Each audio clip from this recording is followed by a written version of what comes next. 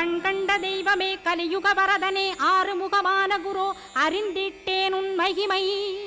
இக்கணமே வருவாய் என் ஸ்கந்த குருவே, நீ என்னை காத்திடவே எனக்கு நீ அருளிடவே.